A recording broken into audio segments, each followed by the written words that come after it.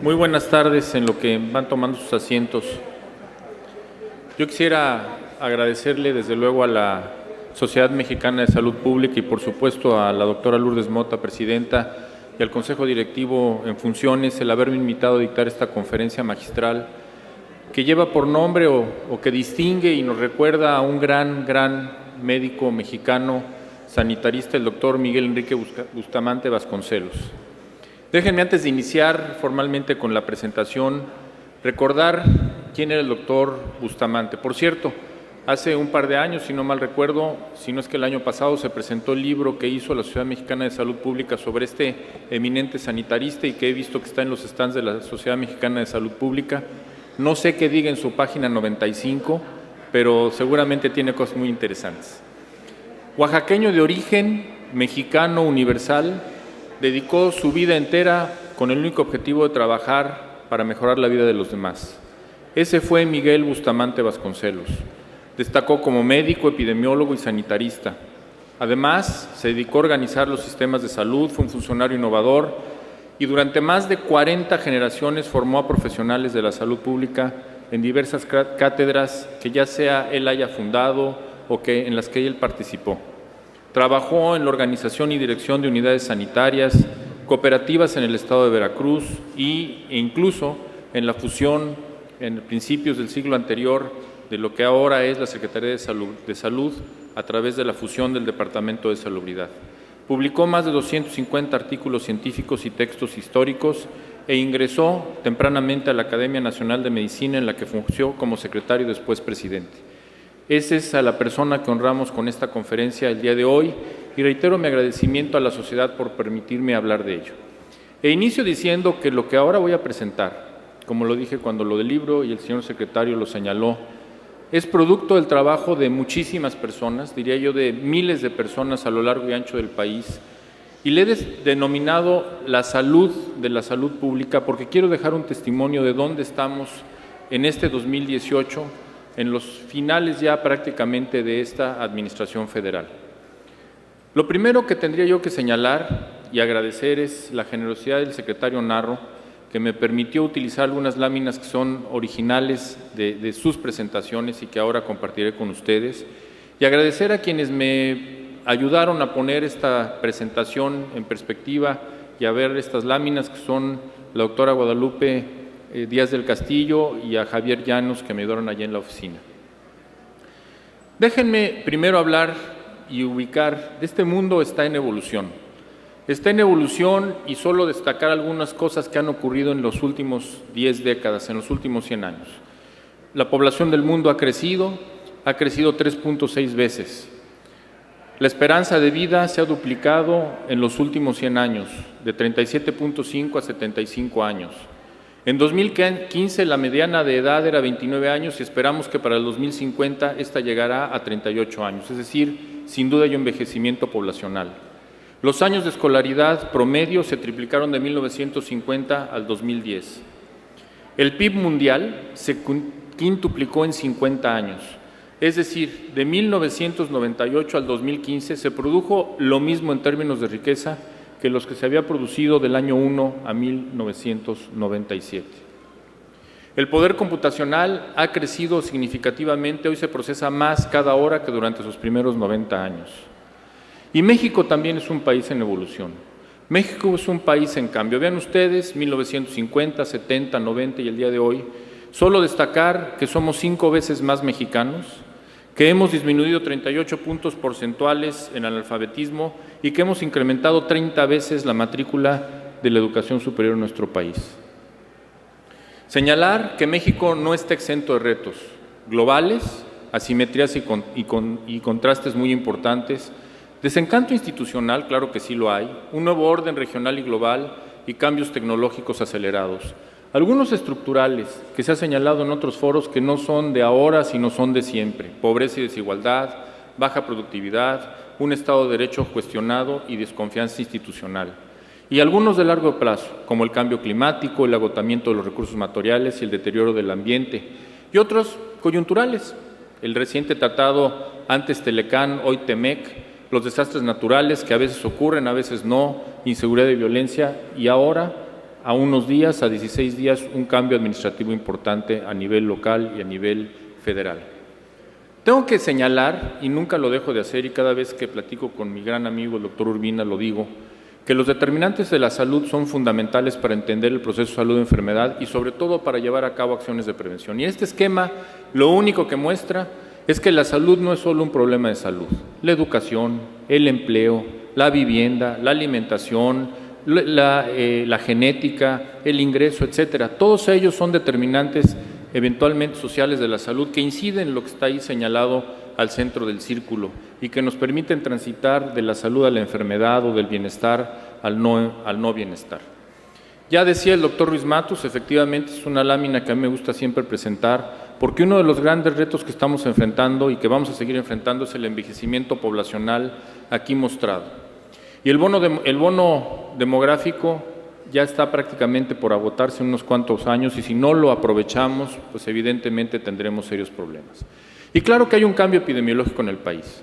Ahí está claramente demostrado, y es desde 1990 hasta prácticamente hace un par de años, 2015, aunque ya tenemos 2016, 2017 y no cambia mucho, hemos tenido un cambio en el patrón en el que mueren los mexicanos. Vean ustedes incrementos de casi 300% en muertes por diabetes, tumores malignos 70%, en fin, ahí lo ven en la gráfica.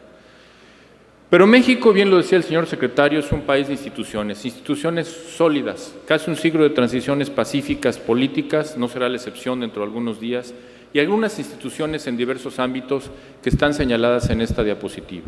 Y esa es la fortaleza de nuestro país. Y en ese entorno, en un día típico en el sector salud, se dan más de 1.2 millones de atenciones diarias, 1.1 millones de consultas externas, 10,000 cirugías, 4,400 nacimientos, 102,000 urgencias todos los días, más de 16,000 hospitalizaciones. Ese es un día típico. Sin embargo, tenemos grandes retos. Esta es una gráfica que nos muestra, una lámina que nos muestra que la demanda está en el primer nivel de atención y, sin embargo, el gasto en salud está volteado. La pregunta es, ¿qué ha pasado con la atención primaria? Se tiene que fortalecer.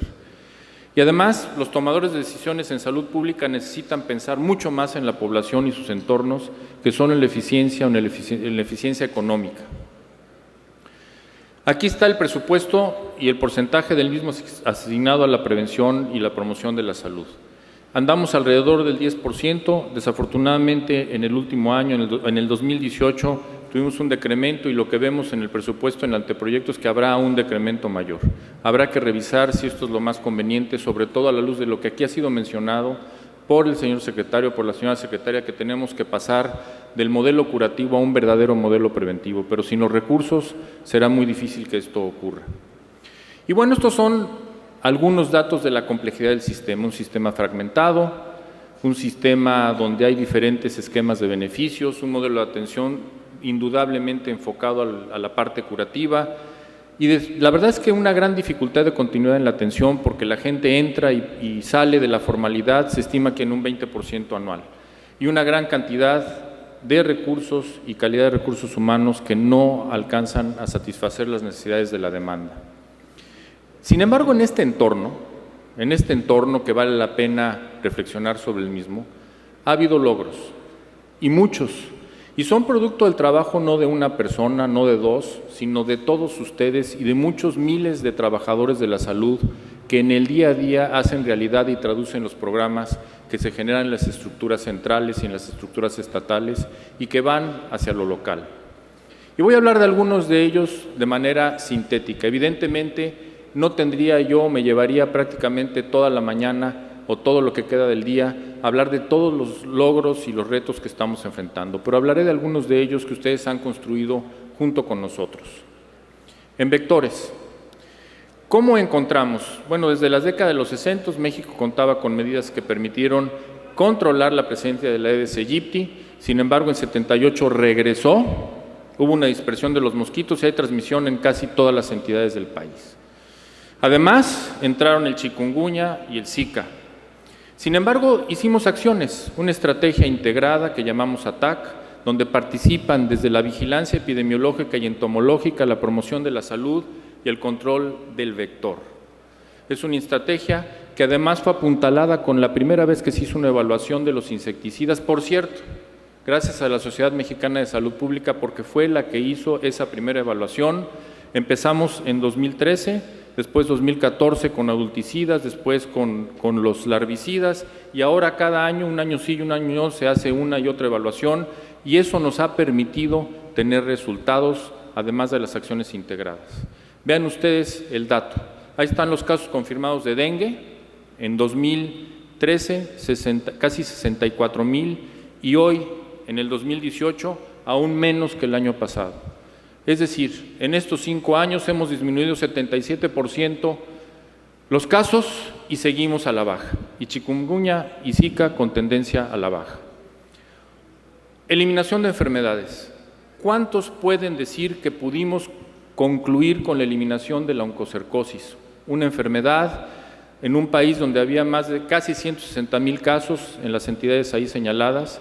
Se incrementaron la cobertura con ivermectina y los últimos 2 casos se registraron en 2012. Y en 2014 fuimos a la OMS y nos certificó como uno de los países, el tercero en el mundo, con haber eliminado esta enfermedad. Recibimos en 2015 esta certificación por parte de la directora de la Organización Mundial de la Salud.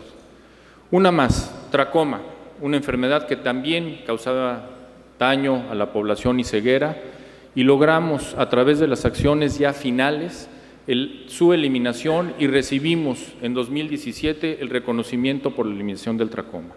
Y esto es producto del trabajo de muchos aquí presentes en campo, de las brigadas de campo, de las brigadas de tracoma, de las brigadas de oncocercosis, que lograron, después de muchas décadas de trabajo continuo, el que se tuvieran estos importantes logros.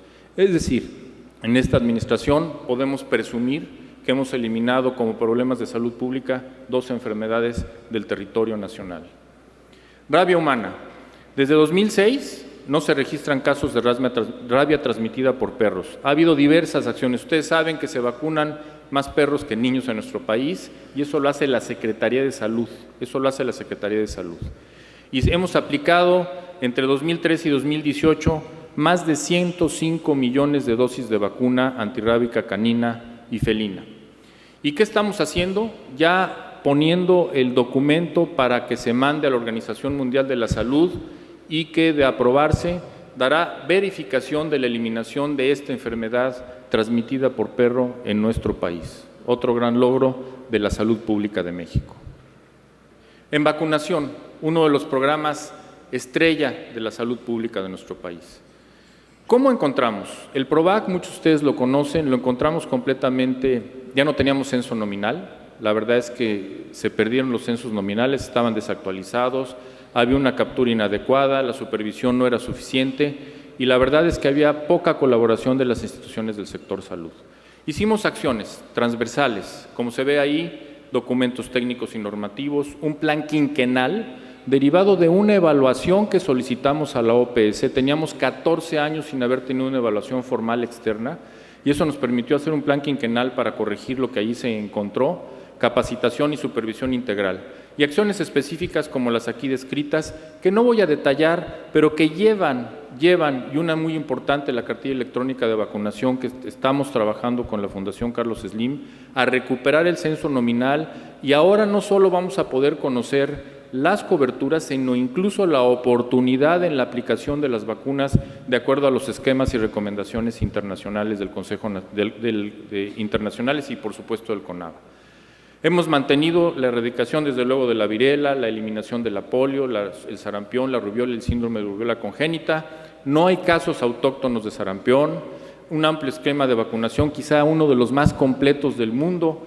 Y la verdad, algo muy importante, se hizo una modificación a la Ley General de Salud, en donde hoy las vacunas están incluidas de manera explícita, y además también aprobamos ya la norma oficial mexicana en la materia, que está en el proceso final para su publicación, y que hará obligatorio, por ejemplo, entre otras cosas, que a partir del 2020, el primer semestre, la fuente oficial de información en términos de vacunación será la cartilla electrónica de vacunación, y nos permitirá tener información prácticamente en línea de lo que está ocurriendo en la materia. Se han aplicado más de 174 millones de dosis para influenza, 17 semanas nacionales, 13 millones de dosis de VPH y la implementación de la cartilla electrónica. Tendría yo que decir más de 600 millones de dosis en toda esta administración, con una inversión de casi 40,000 millones de pesos. Y yo creo que el resultado más importante, y pongo solo un ejemplo, no es que hayamos hecho muchas cosas, ahí están los números, ustedes los pueden ver. Es el resultado en términos de salud. Hoy en el mundo hay brotes muy importantes de sarampión, pero muy importantes en Europa, en países que uno no se imaginaría, Italia, Rusia, Francia, etcétera, Alemania. Y en México, desde 1996, solo casos importados, 186 en total. Y tenemos un sistema nacional de vigilancia epidemiológica lo suficientemente robusto y fuerte para detectar un caso. Y así lo hicimos en este año, donde detectamos 5 casos importados, que se pudo hacer el cerco epidemiológico, controlarlos y no hay más casos. Y recientemente nos acaba el Banco Interamericano de Desarrollo enviar el producto de una evaluación externa hecha por el Banco Interamericano de Desarrollo, una institución seria que no anda buscando los deterioros, sino lo que hay en la realidad, y nos dice que en Chiapas, en cero conversión, que ese es el mejor indicador que uno puede encontrar en las zonas más desprotegidas y más lejanas de nuestro país, la cero conversión para sarampión anda rondando los 85 a 90%. Si eso no es un ejemplo de que lo que se está haciendo en materia de salud pública está siendo efectivo, no entiendo qué más se puede decir. Un poquito de otros temas. Uno de los grandes temas y grandes preocupaciones actuales y futuras, el embarazo en niñas y adolescentes. ¿Qué es lo que encontramos? Primero, un incremento de 2000 a 2011 en el embarazo entre niñas y adolescentes, acentuado por los factores que ahí están. Y aquí es donde nuevamente los determinantes sociales de la salud, ven ustedes la lista, todos estos son determinantes sociales del embarazo en niñas y adolescentes. Hay un programa de planificación familiar, hace algunas semanas cumplió 40 años y hubo una celebración por ello, y la verdad es que nos encontramos con acciones estancadas, un compromiso político débil, una demanda insatisfecha, falta de métodos de planificación modernos y sin campañas de prevención en diversos medios. ¿Qué hicimos? Se lanzó en esta administración una estrategia nacional para la prevención del embarazo adolescente con el objetivo muy claro: ni un solo embarazo en mujeres de menos de 15 años para el 2030, todavía falta, y una disminución a la mitad de la tasa de embarazo en mujeres de 20 años o menos. Y yo creo que también una estrategia fundamental fue el que se duplicaron los servicios amigables para el adolescente, servicios donde un adolescente habla a otro adolescente. Más de 28,000 capacitados, promoción de la salud, elaboración y publicación del modelo de atención integral de la salud sexual y reproductiva y la compra centralizada de métodos de planificación familiar para garantizar su distribución. Ahí están los números, no solo invertimos más de 4,000 millones, ahorramos dinero, pero lo más importante es que los métodos de planificación están disponibles. En 2011-2012 había pocos estados que compraban y no compraban los 13 o 14 disponibles, sino compraban 5 o 6. Y bueno, los resultados creo que pueden estar a la vista. Cobertura, desde luego, de los métodos de planificación familiar incrementada por estas acciones. El número de usuarios ahí lo ven, no voy a detallar los números, ahí están claros, no hay duda que las acciones han tenido un impacto en términos del proceso. Pero yo diría, ¿y el resultado? Bueno, pues vean cómo ha habido una caída muy importante, incluso en el último dato que tenemos, que es 2017, del número de embarazos en menores de 20 años. Y en 2016 se registró la cifra más baja desde 1985, ya decía el señor secretario, acaban de liberar 2017, tuvimos un ligero repunte de alrededor de 100, 120 casos en niñas que son inadmisibles, pero no ha habido ha habido una tendencia, como señalo ahí, a la baja, y en el grupo en total sigue hacia la baja el número de embarazos. Otro logro, ya también se dijo aquí, la transmisión vertical del VIH. No voy a entrar en mucho detalle porque ya se mencionó, pero así es como estábamos de 2006 a 2012 disminuyó 50% la transmisión perinatal. Sin embargo, todavía hay mucho por hacer y vean los cierres, cierre 2012, 125 casos, 77, y escaso cumplimiento en la detección y acceso al tratamiento preventivo para ambos padecimientos. ¿Qué se hizo? Bueno, detección intensiva de VIH en poblaciones clave y con desigualdad, incremento de 37% en el número de pruebas aplicadas, casi 2,5 millones en 2017. Se adoptó el Test and Treatment, que es el inicio del tratamiento en el momento de la detección desde 2014, y se actualizó sistemáticamente la guía de manejo antirretroviral que hoy, de hecho el día de ayer, para fines prácticos, se aprobó en el Consejo de Salubridad General la publicación de la nueva guía, que entre otras cosas permite la presencia de antirretrovirales genéricos que disminuirán costos y permitirán ampliar la cobertura en el tratamiento de los pacientes. Y desde luego se hicieron compras centralizadas de insumos como condones, pruebas rápidas de VIH, pruebas duales en donde ya con una sola gota podemos ver VIH y sífilis a la vez, y los resultados están ahí, ya se mencionó, prácticamente 40% de disminución en esta administración de la transmisión vertical del VIH. Mortalidad materna, otro de los grandes temas de la agenda. Esta es la tendencia. ¿Qué se hizo? Sistema de vigilancia epidemiológica de la morbilidad materna severa. Esto es muy importante. Hoy no solo andamos vigilando las muertes, sino estamos viendo cuando hay morbilidad materna severa para ver quiénes están en riesgo y darles un seguimiento especial.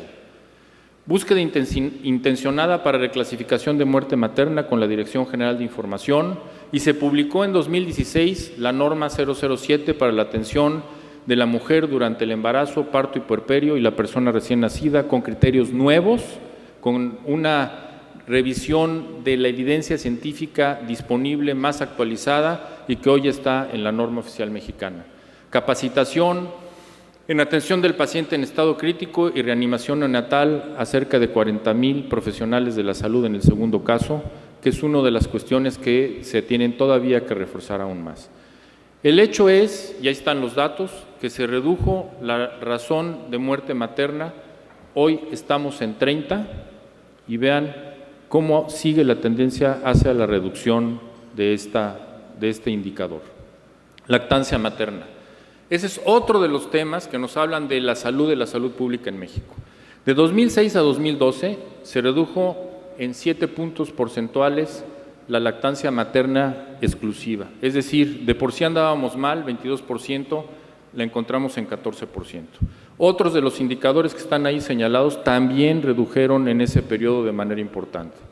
¿Qué se hizo? Una estrategia nacional de lactancia materna 2014-2018.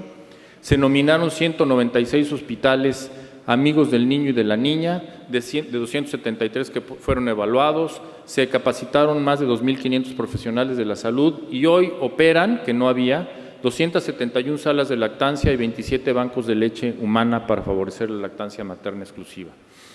Además, más de casi 250,000 de sesiones educativas, capacitación a 80,000 trabajadores y, bueno, hoy estamos revisando 635 comentarios al proyecto de norma correspondiente, que bueno, ya le tocará a la siguiente administración el expedirla. Pero lo más importante, yo creo que es lo más importante nuevamente, es que de 2012 al 2015, que es cuando se hizo la evaluación y tendremos que esperar si se hace una nueva evaluación, se duplicó la lactancia materna exclusiva, misma metodología, mismas preguntas, de 14.4 a 30.6.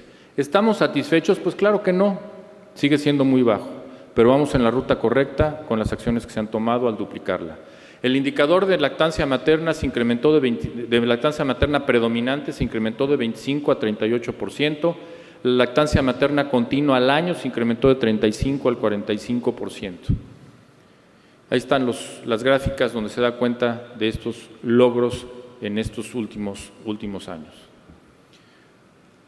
Bueno, ¿qué hablar de sobrepeso, obesidad y diabetes? Aquí ya se ha mencionado el gran flagelo, etcétera, etcétera. Y sí, claro que es el gran flagelo. Pues nada más basta de señalar ahí que en 2016, y no tengo ahorita a la mano la cifra de 2017, pero seguro hay un incremento, bueno, en el año más de 100,000 personas por diabetes.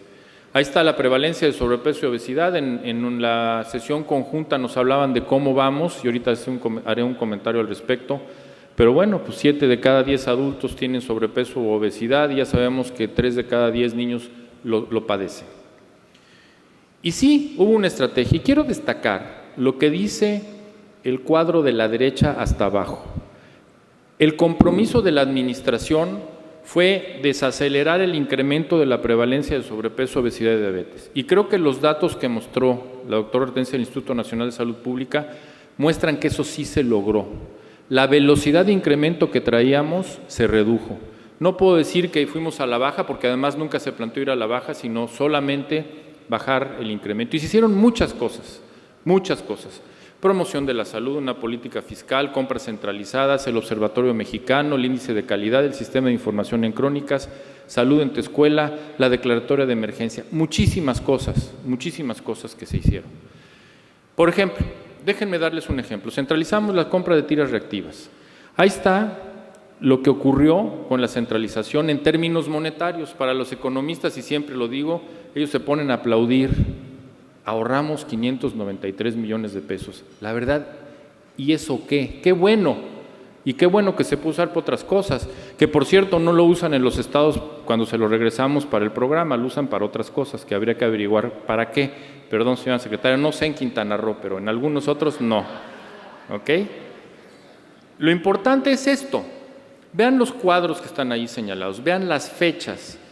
En 2016, la cobertura de detección o de medición de hemoglobina glucosilada era de solo el 17%, a pesar de que supuestamente estaba financiado para todos. Hoy andamos en 72%. En lípidos era del 15%, hoy 95%. O sea, no solo ahorramos dinero, sino que además hay un impacto en los procesos de detección de las personas que tienen enfermedades crónicas y para los cuales existe ese dinero. Entonces, en síntesis, insisto, ahorramos, pero nada más les doy el dato, 54 puntos porcentuales, casi 55 de incremento en la detección o en la toma de hemoglobina glucosilada, que es el parámetro de control, y 79 puntos porcentuales de incremento en lo que es perfil de lípidos. Y ahí está el dato. Si hiciéramos una proyección lineal, y es lo que les decía, vean cómo había una tendencia rampante y lo que hubiéramos esperado en el 2016 en la de medio camino era una prevalencia de 10.2 de diabetes y no fue de 10.2, fue de 9.4 y se cumplió por lo tanto con el compromiso de desacelerar la velocidad de incremento de estas enfermedades. Ese fue el compromiso y ahí está el resultado. Y como nos encanta no creernos, utilicé este dato que no es nuestro, es de la Federación Internacional de Diabetes, del Atlas de la Federación Internacional de Diabetes, que señala que México es el país de la OCDE con mayor reducción de prevalencia de diabetes mellitus entre 2015 y 2017. Eso no lo digo yo, lo dice la Federación Internacional de Diabetes. Urgencias epidemiológicas y desastres, y con esto prácticamente termino.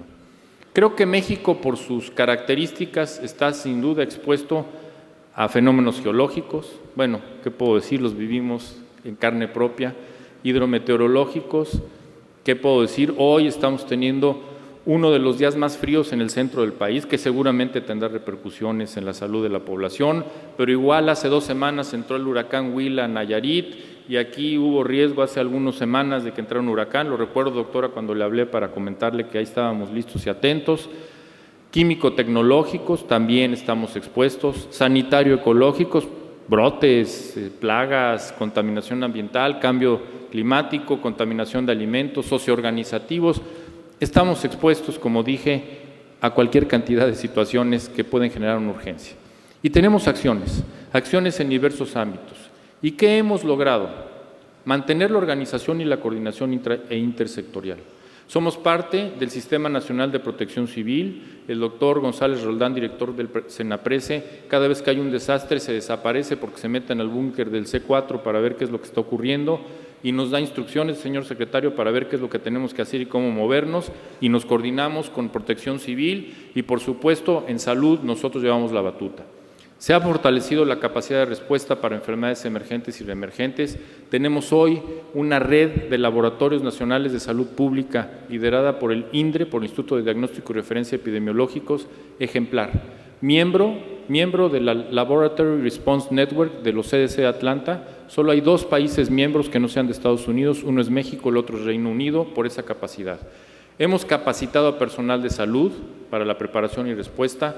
Se han mantenido las reservas estratégicas. Hoy, para esta temporada invernal, tenemos más de 110,000 tratamientos de oseltamivir completitos en reserva por si se requieren, aparte de los kits de regreso, y se han atendido con oportunidad las urgencias epidemiológicas y los desastres.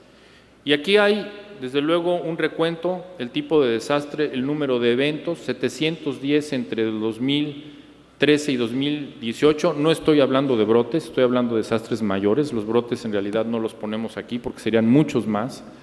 Y la población estimada en riesgo, más de 40 millones de personas en estos años. Y el resultado está muy claro.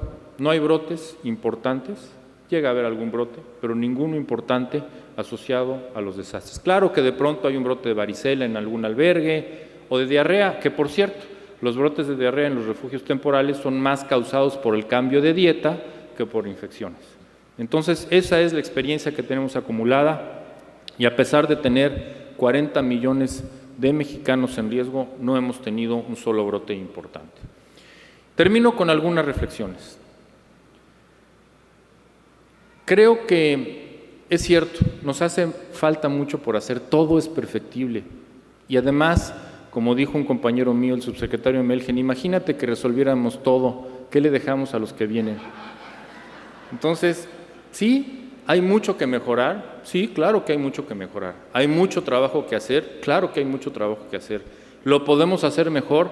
Claro que lo podemos hacer mejor, sin duda. Pero miren, en el futuro va a haber retos, muchos, y muchos desafíos, muchos retos y muchos desafíos.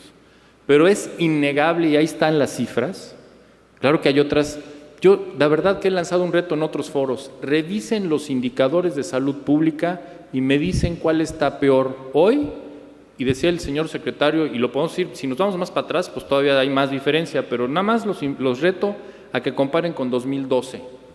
Y me dicen cuál está peor hoy que los que había en 2012. Les voy a decir uno que sí está peor, que es cáncer de mama. Pero es de los pocos que he encontrado y miren que le he buscado. Pero en general, hoy los indicadores de salud pública están mucho mejor que como estaban hace 6 y por supuesto hace 10 y hace 20 y hace 50. Claro que hemos cambiado y como digo ahí, los avances en el campo de la salud y a las pruebas me remito, a los indicadores me remito, son innegables. Y esto es porque en salud pública, lo he dicho, lo sostengo y lo sostendré todo el tiempo, se ha logrado gracias a que trabajamos en equipo. Y ustedes son parte de ese equipo. Y yo quiero aquí testimoniar esto, porque todos estos logros son producto de su trabajo, del de ustedes y de muchas otras personas que hoy no están aquí, pero que lo hacen día a día, quienes todos los días desde hace décadas, con su esfuerzo, traducen todos los días la operación de los servicios a una realidad. Por eso, mi mejor tributo para ustedes es decirles muchísimas, muchísimas gracias por ese trabajo.